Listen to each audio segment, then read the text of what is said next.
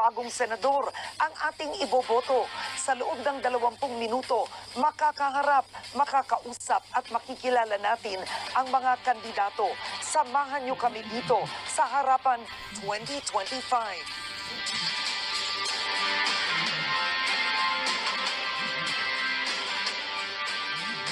Ako po si Karen Davila. Napapanood nyo kami ngayon sa ABS-CBN News YouTube channel. Makakasama natin ngayon isang personalidad na dating malapit sa Marcos administration. Ngunit ngayon, isa na siyang kritiko at sinabing tatakbo siya upang maging totoong oposisyon. Kasama natin ngayon, Attorney Vic Rodriguez. Maraming salamat. Thank you for accepting our invitation. Thank you, Karen. Magandang araw at maraming salamat sa iyong pag-imbita sa akin ngayong araw. Attorney Vic Rodriguez, when you filed your candidacy, sinabi mo na ang candidacy mo ay endorsed by former President Duterte. Anong ibig sabihin nun? Nakausap ka ba niya? Anong pinangako niya? Walang pinangako si Pangulong Duterte kung hindi ay susuportahan ako at yung kakausapin niya, yung kanyang mga supporters, yung kanyang core group, at upang ako'y tulungan mangampanya. And yes, may pag-uusap kami before the filing. At mga 3-4 na beses kami nag-usap because initially, sabi niya, Vic, tumakbo kang senador.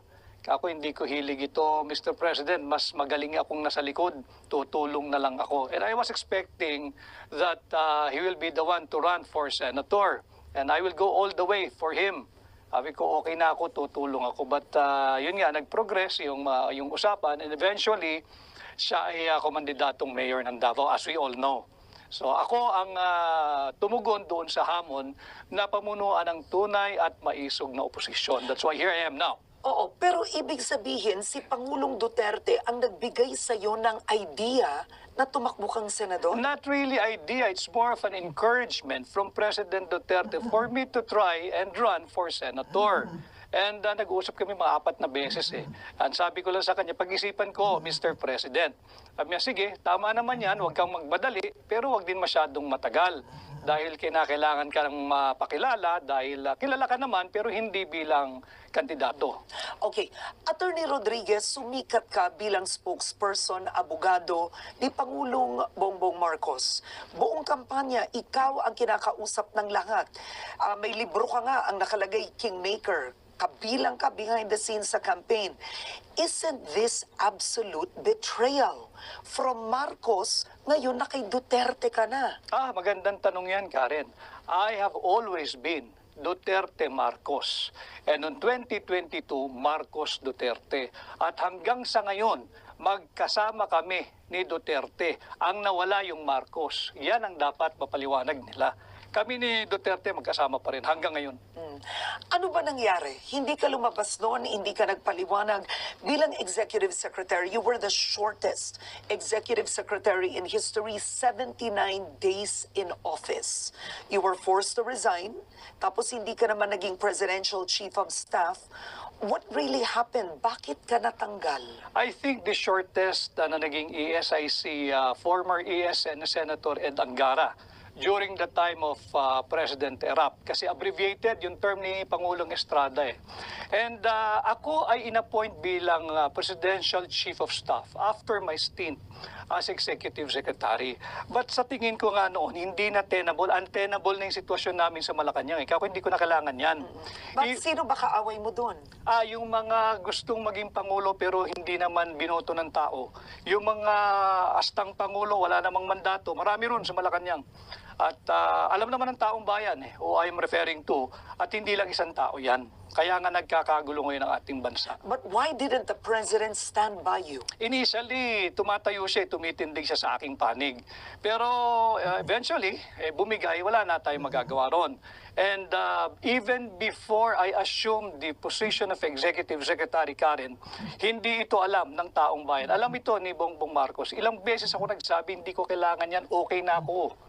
I don't need that. Pero sabi niya, hindi, samahan mo ko. Pinaghirapan natin dalawa ito at gusto kong patakbuhin mo yung aking tanggapan kagaya ng pagpapatakbo mo nung kampanya. So, nandoon yung tiwala. Presidente na yan eh. Hindi naman lahat napapagkatiwalaan ng presidente. So, sige, tinanggap ko yung hamon.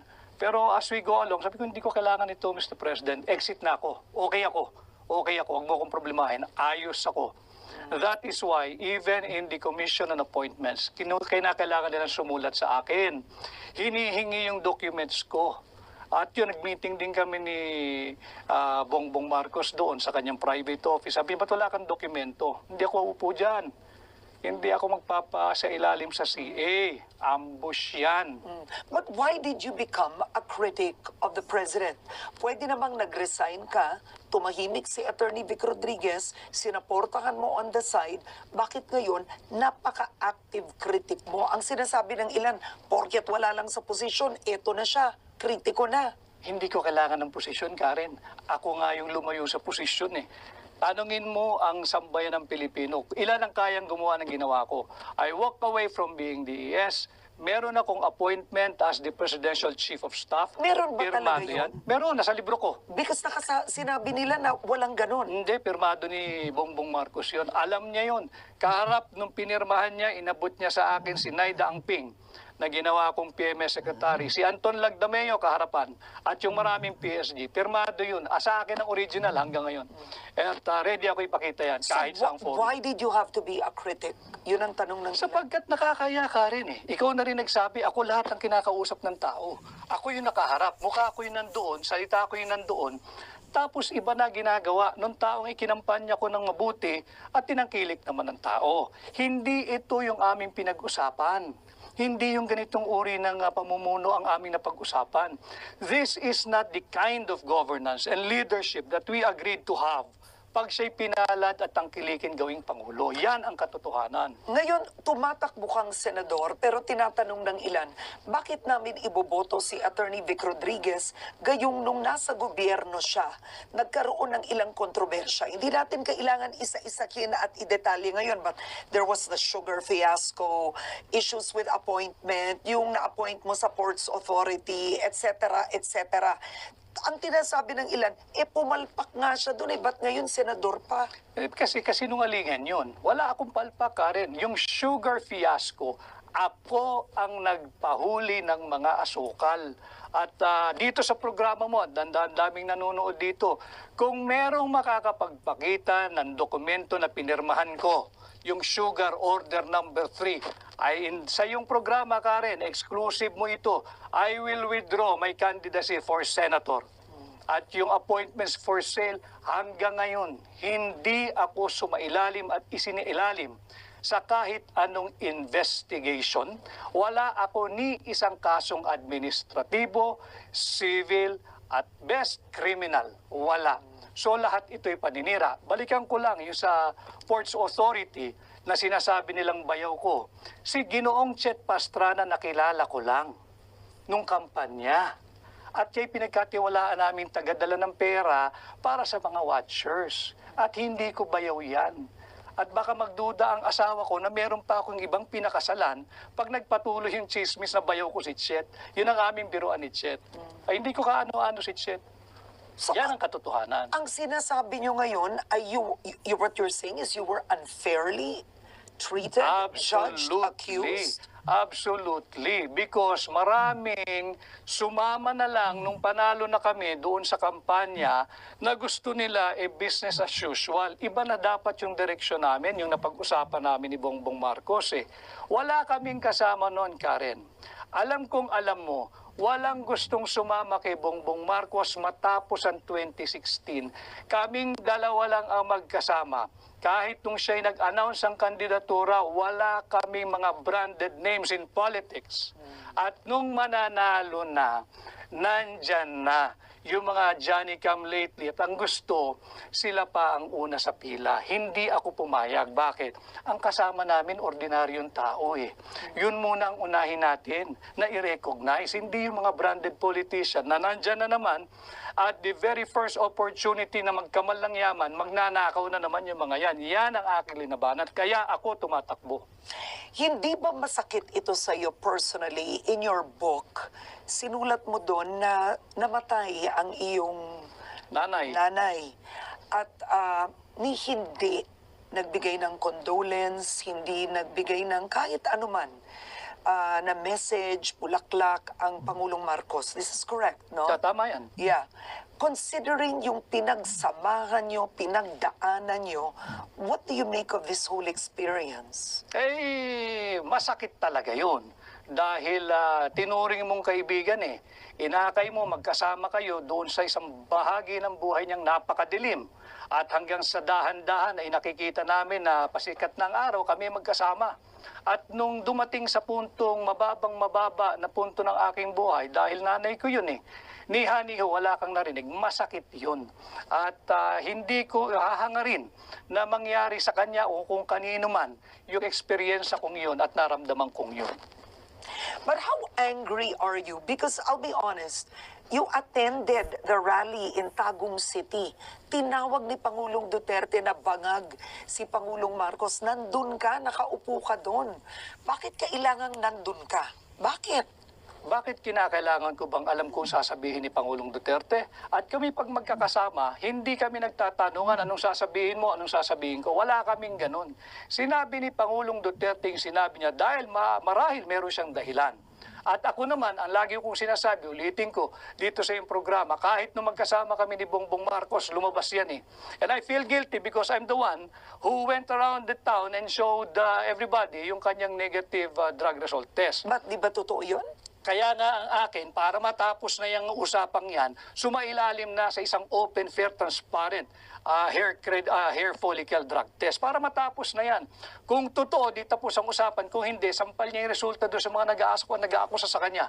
O ito, negative ako. Ganun lang naman yan para matapos na. After all, you're the elected president. At dapat siguro, leadership by example, gawin mo na para matapos na. Sinabi mo during your filing of candidacy, you're sick of corruption, they should temper the greed. The corruption now. Very bad. What makes you say that? Look at what happened sa Bicol. 200 inosenteng Pilipino patay. Dahil ninakaw yung flood control funds. Hindi katanggap-tanggap yun. Hindi katanggap-tanggap yun, Karen. Dapat yun nakapagpasko, kagaya nating dalawa, kagaya ng maraming Pilipino kasama pamilya, patay. O paano gagawin natin doon? Sorry?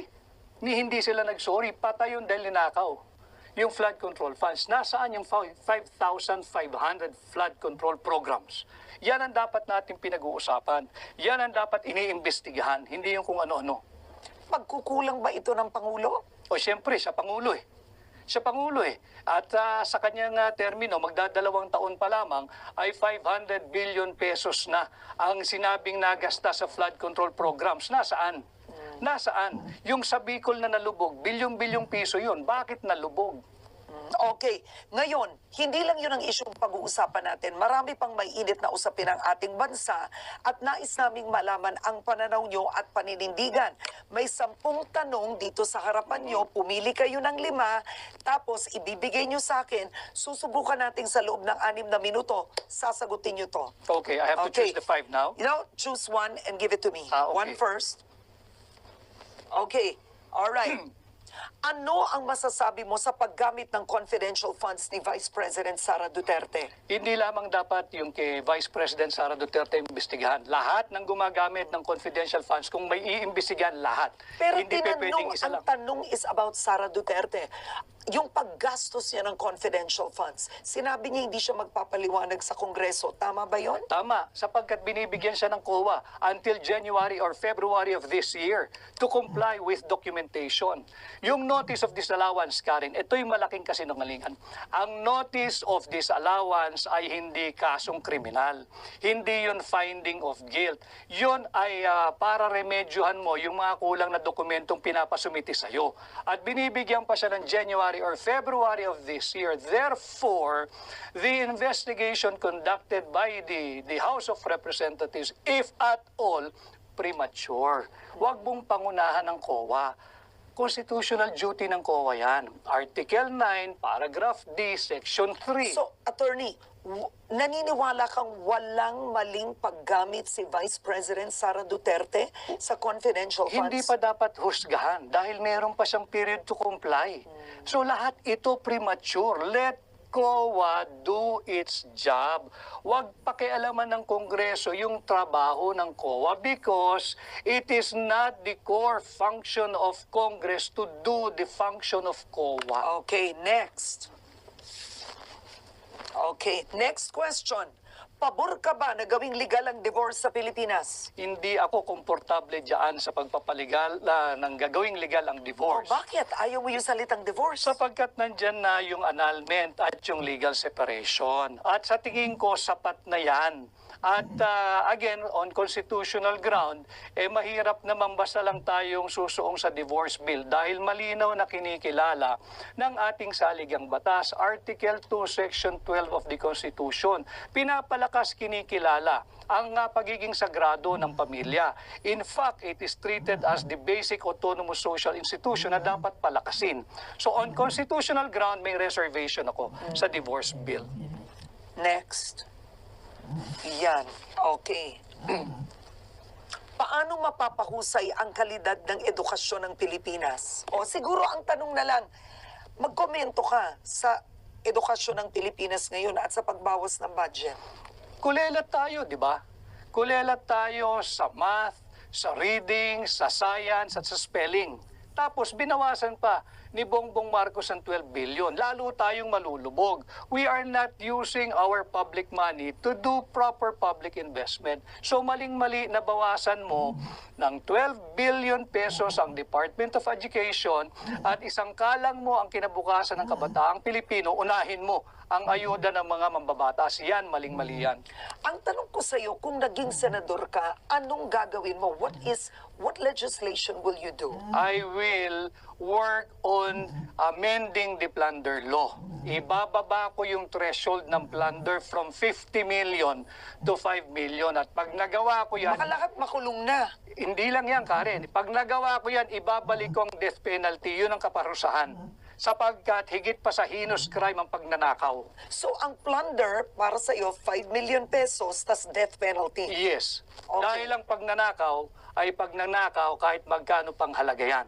At singit ko lang, kahit sa banal na kasulatan, ang nakalagay lang doon, thou shall not steal, period. Hindi sinabing thou shall not steal ng more than 50 million. So wag nating paguluhin ang buhay natin, wag kang magnakaw, period. All right, next. Ay, ano ko, nagalong ko to. Pumili ka ng iba. Here. Yan, okay. Alright, eto. Sa issue ng West Philippine Sea, tama ba ang ginagawang pivot ng administrasyon sa US mula sa China? Hindi ako sangayon. Sapagkat tatandaan natin at nandito naman yung team mo, suriin ninyo yung naging pahayag ni Bongbong Marcos noong 2022 SONA. Nung sinabi niya as regards our standing in the community of nations, that we shall be friend to all and an enemy to none. Nag-pivot ka na. Andito na tayo, kaaway na natin ang China dahil we are pursuing hindi na independent foreign policy, kundi interest ng Estados Unidos ito eh. With the proliferation of U.S. military bases. Yung EDCAM yan, U.S. military bases yan eh. But that's not a US military base. EDCA is not. No, they call it EDCA, pero nandoon na yung mga Article 18, Section 25 of the Constitution. No foreign bases, troops and installation. Anong tawag natin sa EDCA? Andun ang tropa nila, nandun ang base, nandun ang armas, nandun ang bomba, nandun ang missile. But that is essentially U.S. military bases. But and even the Supreme Court said EDCA is constitutional. Pero nandirito na sila, Karen. Basahin natin ang Article 18, Section 25. I will not argue with the Supreme Court. I'm a member of the bar. Pero hindi naman lahat ng desisyon ng Supreme Court ay sinasang-ayunan ko. At marami din silang naging desisyon ng araw na binago rin nila paglipas ng panahon. Baka sakali, ganun din ang mangyari dito. Okay. Kasi sinabi mo, in one of your speeches, you said, dapat ihintunaan ng administrasyong ito yung belligerent rhetoric niya. Yes. When it comes to the West Yes. Philippine Sea. Yes. Because we're putting our Filipinos in harm's way na nandoon sa teritoryo ng China. Yung Pilipino sa Macau, yung Pilipino sa Hong Kong, yung Pilipino sa mainland China, paano pag nagkaroon ng retaliation, hindi yung gobyerno ng China, they will not do that.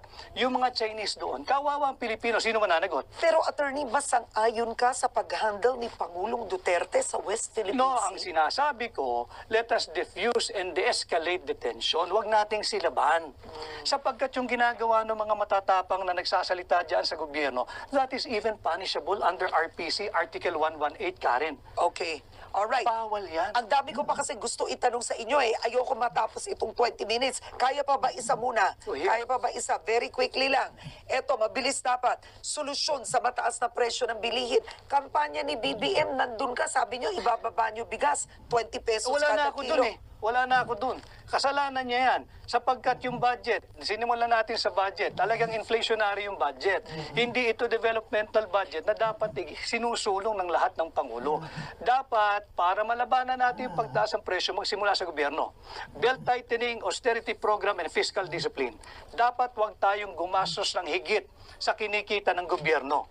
Parang budgeting mo lang yan sa bahay, Karen. You do not spend more than what you earn. Okay. Dapat ba ma-impeach si Vice President Sara Duterte? Pakita muna nila yung ebidensya at hayaan natin yung mga senator judges mag-appreciate ng ebidensya kung sakasakaling tumuloy yan. Okay. Last words. Bakit dapat iboto si Attorney Vic Rodriguez? Sapagkat ako'y lalaban sa korupsyon. At alam ko kung paano labanan ito, amendahan ko yung plunder law at pag na-amendahan ko yan, ibabalik ko ang death penalty. Sapagkat pagod na ang sambayan ng Pilipino sa korupsyon at nakita natin kung saan patungo ang ating bansa. Kawawa naman tayo. At yan ang Harapan 2025 kasama si Attorney Vic Rodriguez. Maraming salamat po. Bakit dapat iboto si Attorney Vic Rodriguez? Sapagkat ako'y lalaban sa korupsyon. At alam ko kung paano labanan ito, amendahan ko yung plunder law at pag na-amendahan ko yan, ibabalik ko ang death penalty. Sapagkat pagod na ang sambayan ng Pilipino sa korupsyon at nakita natin kung saan patungo ang ating bansa. Kawawa naman tayo. At yan ang Harapan 2025 kasama si Attorney Vic Rodriguez. Maraming salamat po sa Thank inyo. you, Karen. At magandang araw kapamilya. Bumoto ng tama, suriin ang bawat kandidato.